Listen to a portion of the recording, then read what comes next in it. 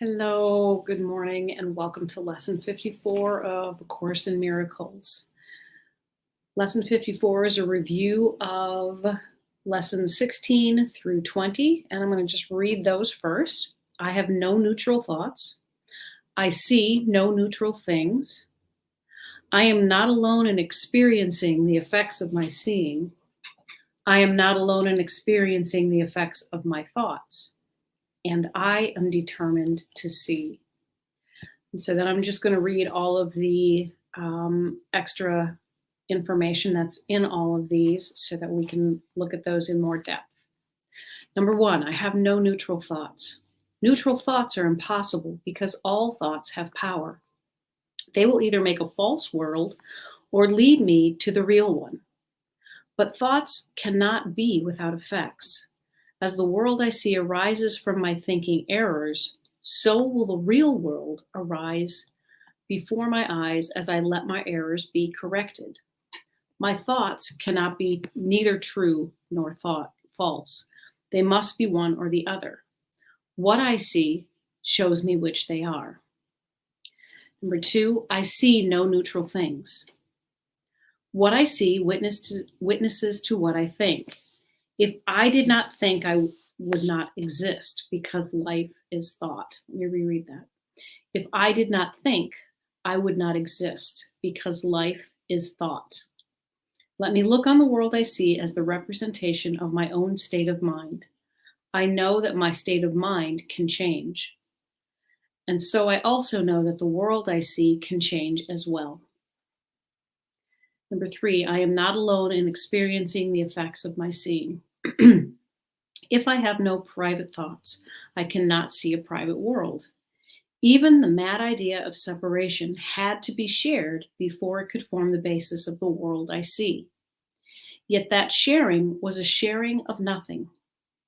I can also call upon my real thoughts, which share everything with everyone. As my thoughts of separation call to the separation thoughts of others, so my real thoughts awaken the real thoughts in them.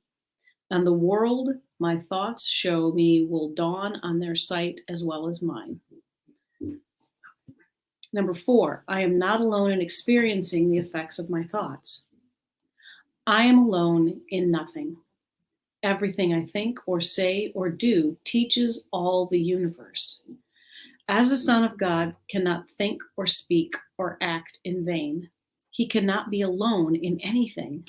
It is therefore in my power to change every mind along with mine, for mine is the power of God. I am determined to see. Recognizing the shared nature of my thoughts, I am determined to see. I would look upon the witnesses that show me the thinking of the world has been changed. I would behold the proof that what has been done through me has enabled love to replace fear, laughter to replace tears, and abundance to replace loss. I would look upon the real world and let it teach me that my will and the will of God are one. So today is about having that understanding that we are a unified mind. And nothing we are thinking is a separate thought. And so, again, what we see in this world is the result of that collective consciousness or collective unconsciousness. When we are seeing a world that is filled with fear and rage and violence and attack and victimization, we are seeing a world that does not exist. We are seeing a world that comes from our fear-based thinking, our separation-based thinking. When we have that love-based thinking where suddenly people are joining together and sharing the experience of love, that is when we begin to see pieces of the real world. Love is the only thing that's real. And we are all beings of thought. Such a powerful statement to say, if I did not think, I would not exist, because life is thought. Life is from a mind. It's from a higher mind. We are not these physical bodies. We are a hologram, and we are illusions, we are visions of our own imaginings. We can change our life by changing the way that we think about our life. Just become aware of that as you do your review today. Okay, so let's go on to A Year of Forgiveness, Tina Spalding's channelings of Jesus. You are blessed beings indeed. I am that one that you know as Jesus. We are happy that you are this far along in the course.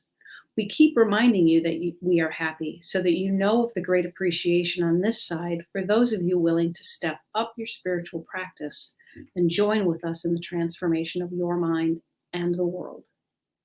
One of the greatest blocks to working miracles in your 3D reality that you call life is the idea that everything is linear with a simple cause and effect relationship. Miracles are events that step out of time and that logical, simple cause and belief system. Let me try that again. Miracles are events that step out of time from that logical, simple cause and effect belief system. You are a holographic being. You constantly radiate in 360 degrees, all directions, all time, infinitely. Your frequencies express itself and reflects back to you in the form of your life and world. This is very important and a basic principle because when you attack somebody, judge somebody, or fear something, then you perpetuate separation. You are saying that this world, this person, and this situation have nothing to do with me. I have no control over this, and it frightens me. When you begin to truly understand that the world merely reflects everything you believe, hate, fear, judge, love, lust after, and desire, everything, then you see the world with forgiving eyes because you've become curious. You have, in fact, become open-hearted and open-minded. The victim of the world is closed-minded. That means you have decided something that is true for you. Those of you learning something new here, opening up to new principles and ideas and then practicing them, even if you don't believe in them yet, are open-minded. That shows your willingness to entertain the idea that perhaps there is something you have not yet learned. If you learn something new, you might get a different experience. That is exactly what's going on here. You are open-minded. If you do get these lessons, you are open to a different future than the one your ego predicts. The ego bases all its decisions on the past or an imagined future.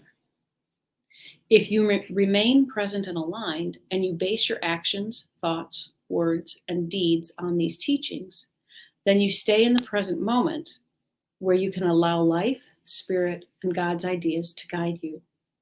That saves you, wait for it, decades. Do not feel that you are wasting time when you are doing these lessons, or that you could be more productive doing something else. You literally save decades of pain and suffering by doing these lessons. Thank you for joining us today in your review. I am that one that you know as Jesus, and we will see you again tomorrow.